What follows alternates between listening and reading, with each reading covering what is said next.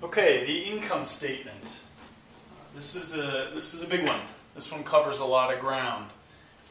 The income statement, sort of to give you some context, it's one of three really important financial statements. The balance sheet, the income statement, and the cash flow. All three of those do different things inside of a business. The balance sheet tends to be of a snapshot in time of the relative financial health of a company. How much debt do they have? How much borrowing have they done? How much cash do they have on hand? It's a different animal than the income statement. It's a snapshot in time. Cash flow tends to cover, how is cash coming in and out of the company? When is it being collected? When is it being distributed, and for what reasons? Income statement is really an operating analysis of a company. It's looking at the nuts and bolts of operations over a period of time. That's the important thing. Whereas the balance sheet's just a snapshot in time, the income statement takes either a quarter or a year or some period of time and says, here's what happened in that period of time.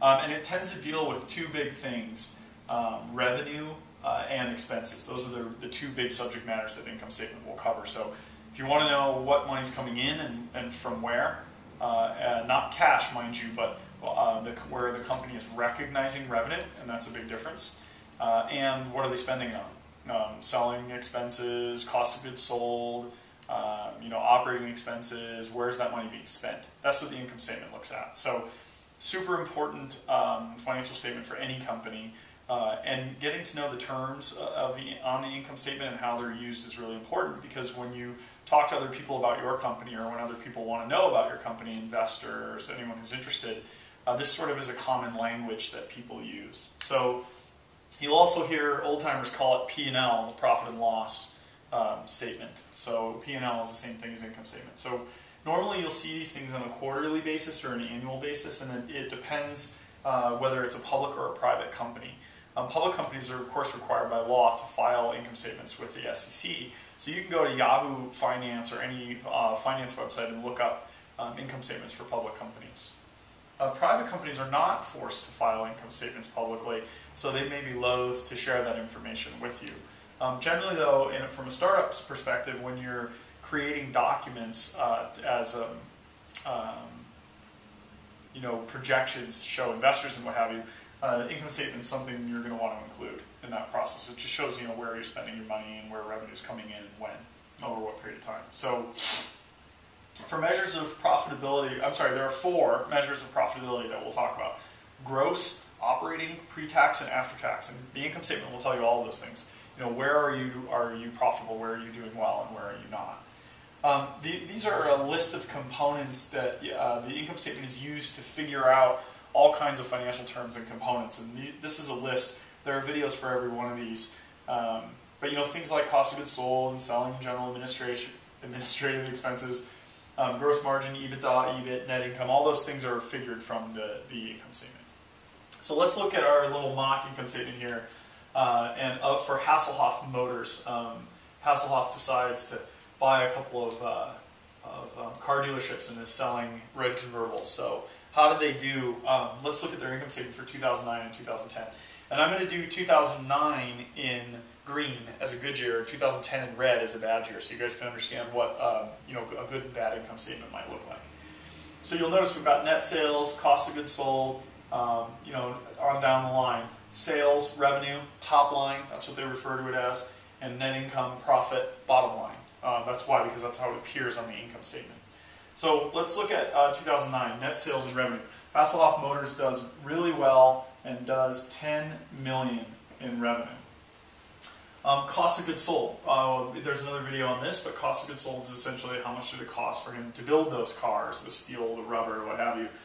Cars are expensive, so we're going to say $7 million in cost of goods sold. So the first measure of profitability is gross profit. So what was the gross profit is revenue minus cost of goods sold. So our gross profit was $3 million, or 30% gross margin.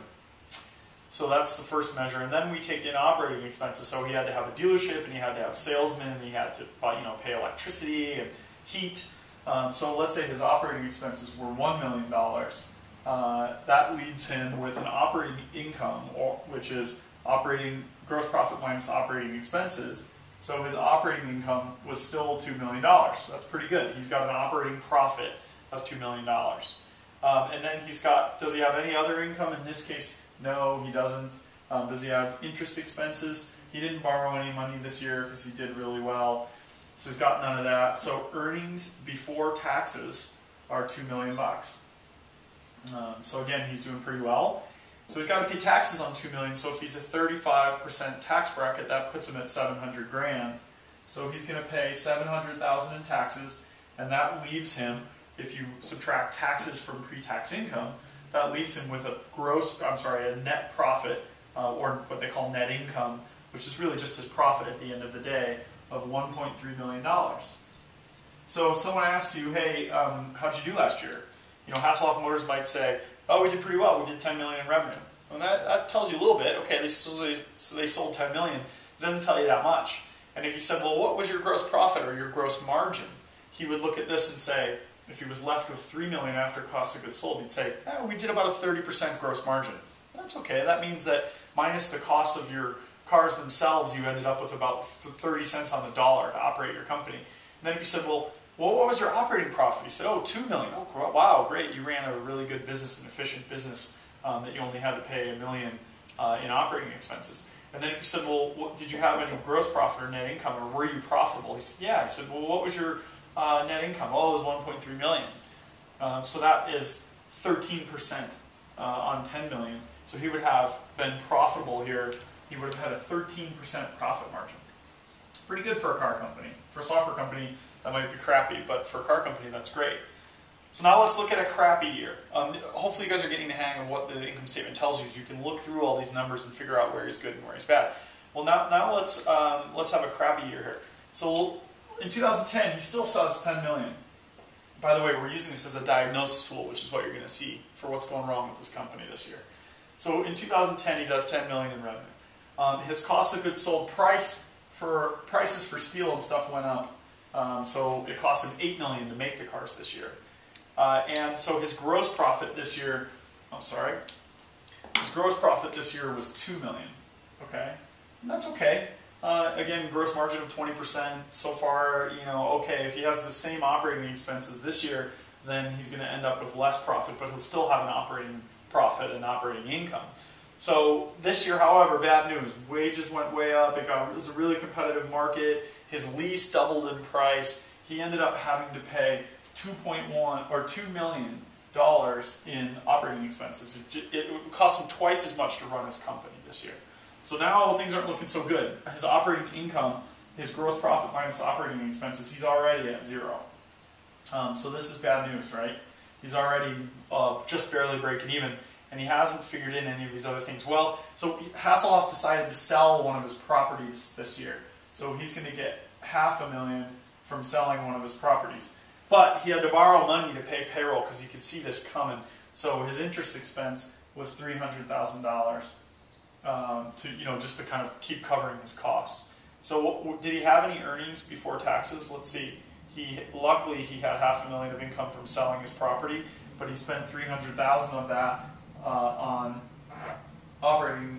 interest on his debt. So now he's got 200 grand in earnings only from selling his property, really nothing from operating profit. So does he pay taxes? Yeah, his 35% tax bracket, he's going to pay 70 grand, and at the end of all this, he ends up with 130 grand. So he's just barely squeaking by here. Not a good year. And if you ask what happened, why did he not have a good year? The only reason he made money is because he sold one of his properties in other income. And if you ask why did he not have a good year, you got to look at this number. It's like, whoa, your operating profit doubled from 2009 to 2010. There's your problem in your business that you can go start to solve. So that's what the income statement does. It's one of 3 key financials: balance sheet, cash flow, income statement. It's really used to look at the operations of a business over time, and all these different components can be figured out of the income statement. So an important document to understand, and a key document for any business.